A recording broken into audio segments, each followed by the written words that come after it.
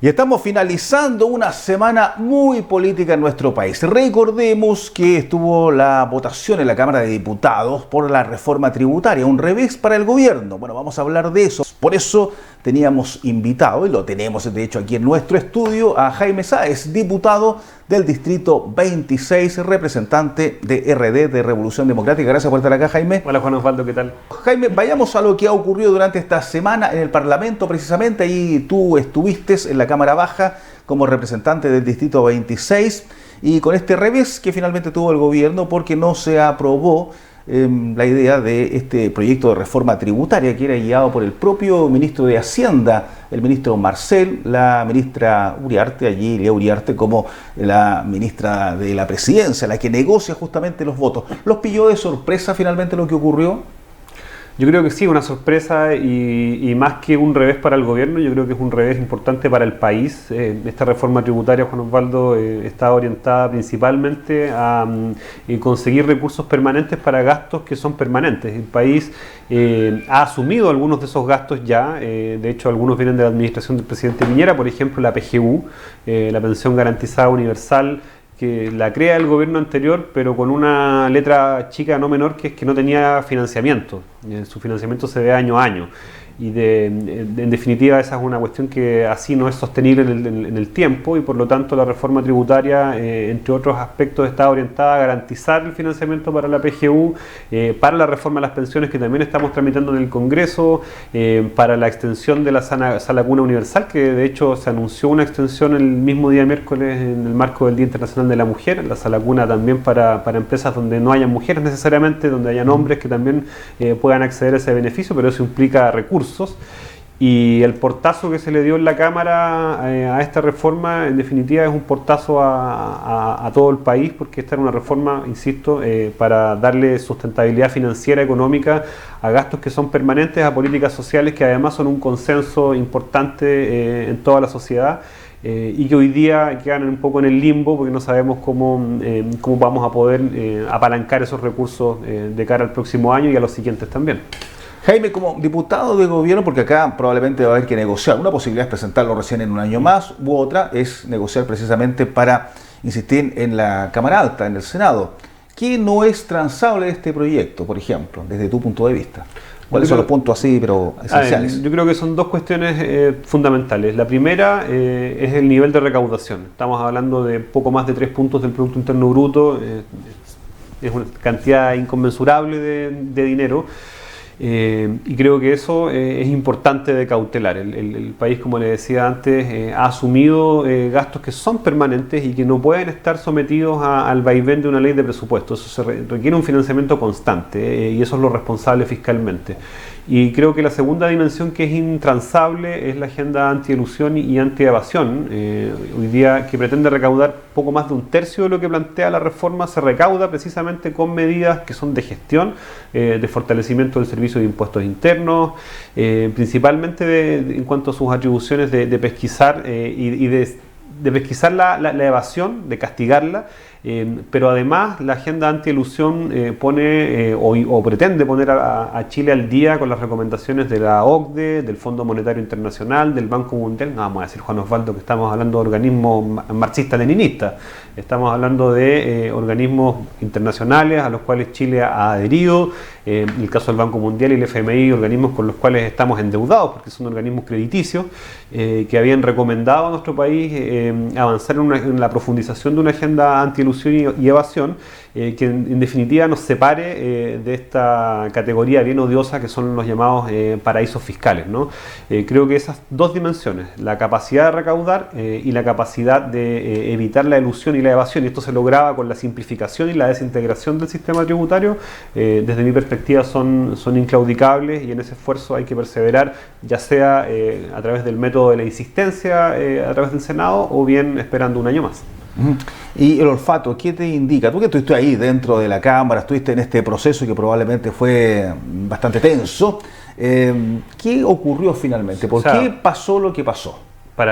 yo sé que siempre se recomienda en política que uno tiene que tomarse las cosas de manera personal, pero uno que es más nuevo en esto, yo lo sentí como algo muy personal. Estuve 8 meses trabajando en la tramitación de la reforma tributaria en la Comisión de Hacienda, sacrificando la presencia en mi territorio, por ejemplo, por estar discutiendo y escuchando y debatiendo y avanzando en su tramitación y llegar a este resultado, obviamente que es un golpe duro. A mí no termina de sorprenderme la actitud irresponsable que tienen algunos diputados y diputadas en el Congreso, estos llamados independientes, entre comillas, que no le rinden cuentas a nadie, que creen que representan únicamente un distrito, pero se olvidan de que son diputados o diputadas de la República y que cuando uno hace leyes las hace para el país completo y no solamente para un grupo determinado. Eso no me termina de causar sorpresa y me causa también desazón y me preocupa que ese sea un clima que pueda seguir imperando en el Congreso. Cuando es muy difícil para este gobierno y yo diría para cualquiera tener que enfrentarse a votaciones que son tan importantes y tener que estar como negociando uno por uno. Entonces aparece el señor X y te pide una cosa, porque literalmente te piden cosas, o sea, venden el voto, se podría decir, y de esa forma es súper difícil poder avanzar. Uno hubiera esperado de la derecha mayor altura de miras, porque en la Comisión de Hacienda gran parte de la reforma la aprobaron, sin embargo no tuvieron esa misma decencia en la sala, pero de otros sectores que dicen estar preocupados de la clase media, de las pymes, me refiero fundamentalmente al PDG, a estas parlamentarias del Partido Ecologista y Pamela Giles que prefirieron ir al baño, porque ya estaban presentes en la sala y se fueron al baño. O sea, esa es la excusa que dieron, comillas, fuimos al baño. Volvimos y ya habían votado, no nos dimos cuenta. Esa es la excusa. Entonces, es un nivel de irresponsabilidad, de falta de conciencia con lo que implica ostentar este cargo que produce mucha desesperanza en que podamos avanzar cualquier tipo de cosa cuando se depende de esas personas. Yo, de ahora en adelante, creo que hay que actuar con un mayor pragmatismo. Creo que aquí hubo muchísima generosidad de parte del Ministerio de Hacienda, del ministro Marcel, de la subsecretaria Sangüesa. Se produjo muchísimo diálogo. 8 meses de tramitación, Juan Osvaldo. 8 meses. Se escuchó desde la Confederación de la Producción del Comercio y la SOFOFA hasta las confederaciones de las pymes, el mundo de la academia, organismos internacionales, todas las bancadas transversalmente. Y el Partido de la Gente, por poner un ejemplo, señala que no fueron escuchados. Yo no los vi en 8 meses jamás poner un pie en la Comisión de Hacienda. Para quienes nos ven en la casa, un diputado o una diputada, si bien es cierto, se participa en una comisión donde tiene derecho a voz y a voto, uno puede ir a cualquier comisión y tener derecho a voz. Si tú no eres integrante de la Comisión de Hacienda, tú puedes ir, sentarte a la mesa, escuchar e intervenir. Tú solo no puedes votar. Ni siquiera ese mínimo gesto pudieron hacer. Entonces, se plantearon numerosos argumentos basados en ignorancia, en mentiras y eso es engañar al país. Yo creo que eso es gravísimo. Ahora, justamente, 8 meses de tramitación, 8 meses de trabajo de los diputados oficialistas, del ministro Marcel. De la oposición también, ¿eh? Claro, sí. Quienes participan en las comisiones. ¿No hubo un error de cálculo? Si no estaban los votos. Yo creo que sí lo hubo. Sí, sí lo hubo. había diputadas que podían ir al baño, porque ese es el trabajo de la ministra de la Presidencia, por ejemplo, de trabajar allí con los diputados y por supuesto el propio ministro Marcel. En el momento, esta semana, para haber lanzado el proyecto, ¿no tuvieron la capacidad de olfatear lo que se estaba viviendo en el Congreso? Esto igual que en el fútbol, cuando hay una derrota hay que asumir responsabilidades, esas responsabilidades son colectivas, no es únicamente culpa, entre comillas, del técnico, al final pero los jugadores son los que entran a la cancha, ¿no?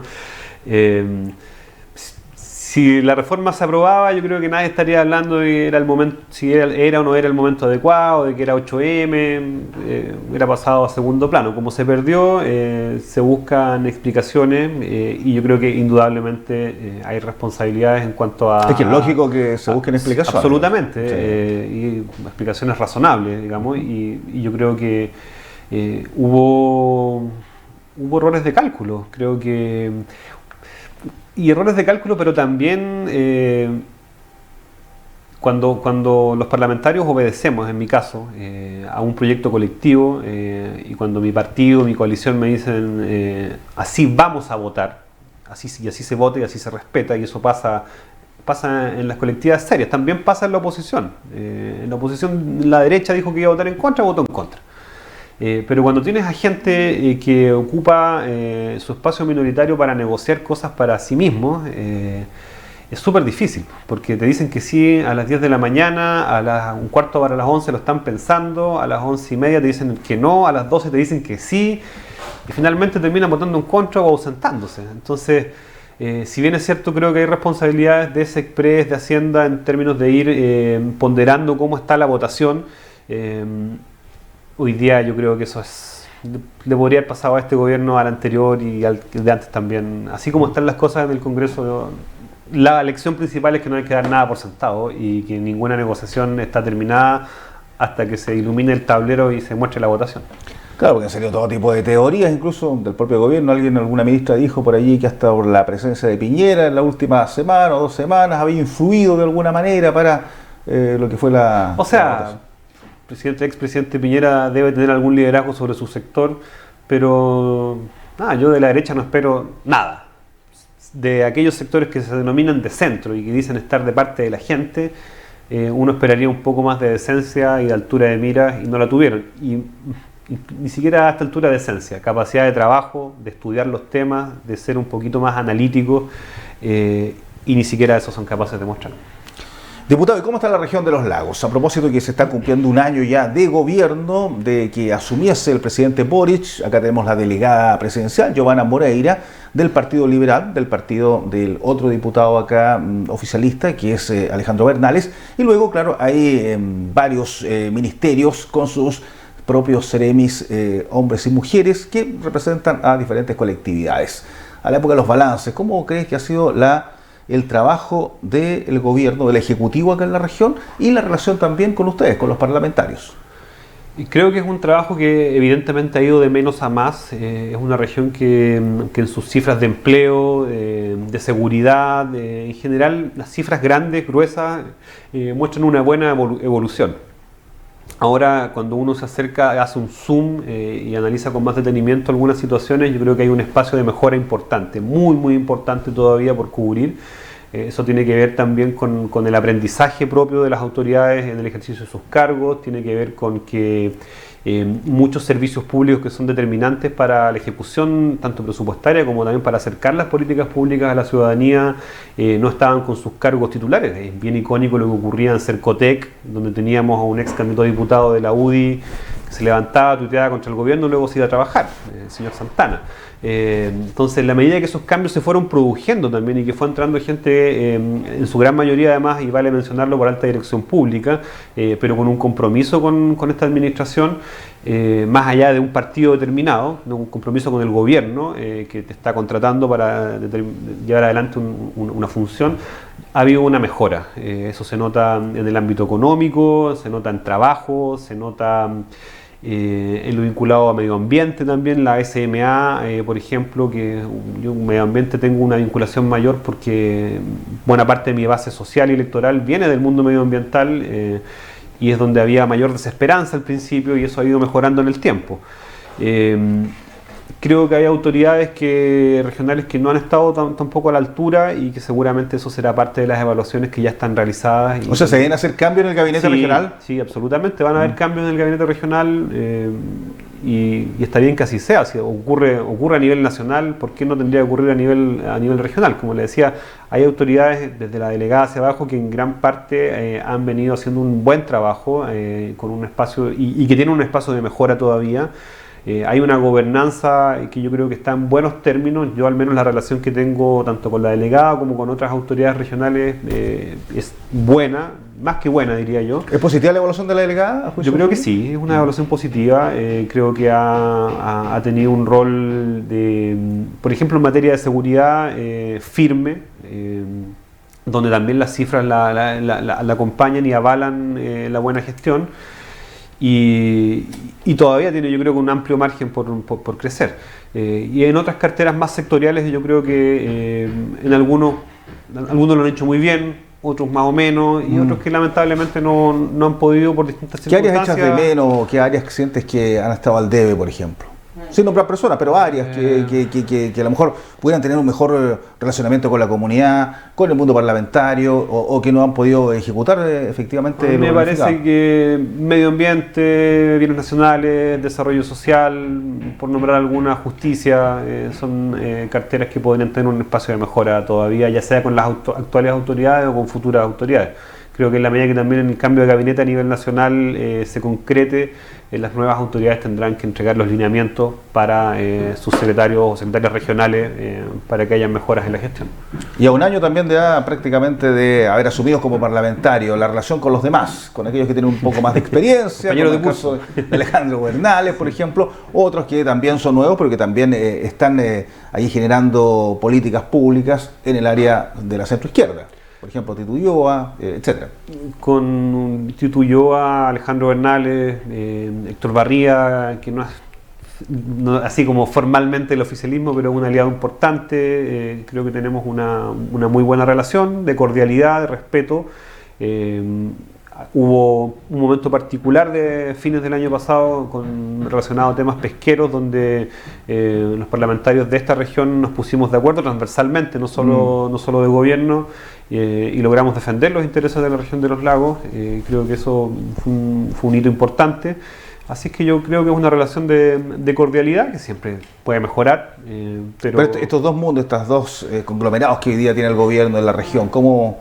¿Hay vasos comunicantes? Sí, hay vasos comunicantes. Lo que pasa es que tú dices son dos mundos distintos, que tenemos vasos que nos comunican, pero que tenemos algunas visiones que difieren, y esas visiones son políticas y se han expresado, digamos, como corresponde. Durante el verano el diputado Bernales manifestó su punto de vista, yo le respondí en los términos políticos que correspondían, por ejemplo, porque consideré que su punto de vista ¿A qué era... te refieres? ¿A cuál de las opiniones? Tenía... Pero puede haber sido el tema de los letreros de la calle. No. Fue una entrevista más profunda, más política, donde contesté a través de una columna en el diario El Yanquihue.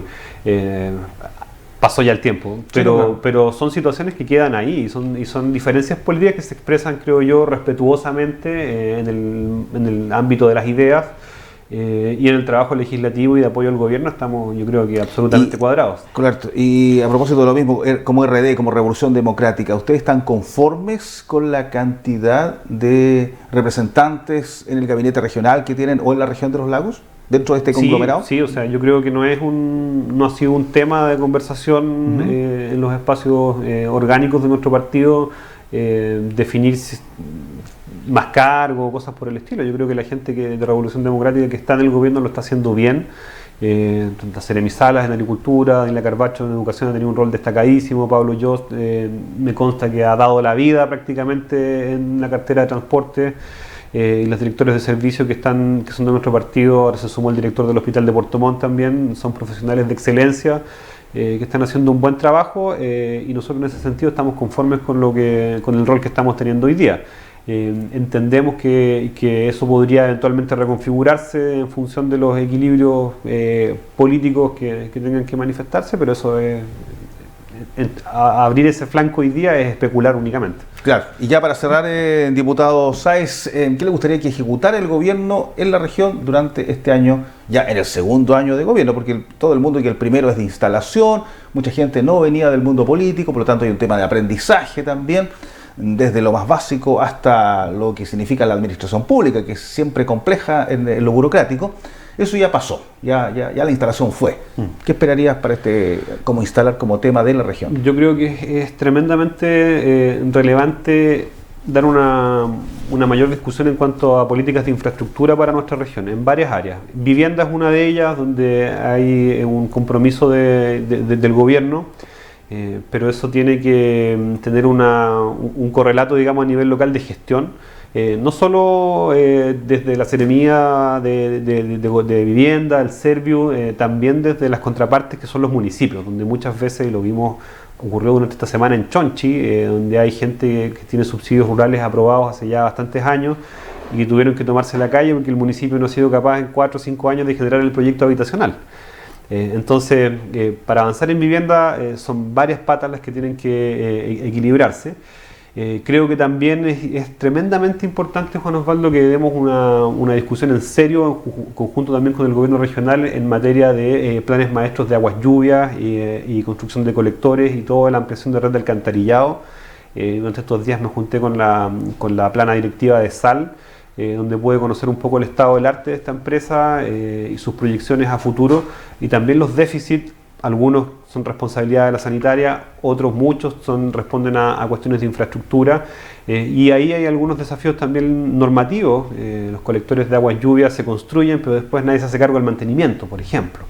Entonces creo que... ¿Y cuándo se construyen? Porque curiosamente sí, hay un déficit de aquello en esta zona. Son obras también digamos, de una ejecución larguísima, pueden tardar hasta 10 años en terminarse, son obras complejas, pero que esta región, por su pluviometría, por eventos meteorológicos cada vez más agresivos, por el aumento de la población también, tenemos que tomarnos eso mucho más en serio, y eso también tiene que estar aparejado de una adecuada planificación. A mí me gustaría que pudiéramos invertir más recursos y ejecutar más proyectos en infraestructura, tanto en vivienda como también en cuanto a aguas lluvias, alcantarillado y saneamiento en general.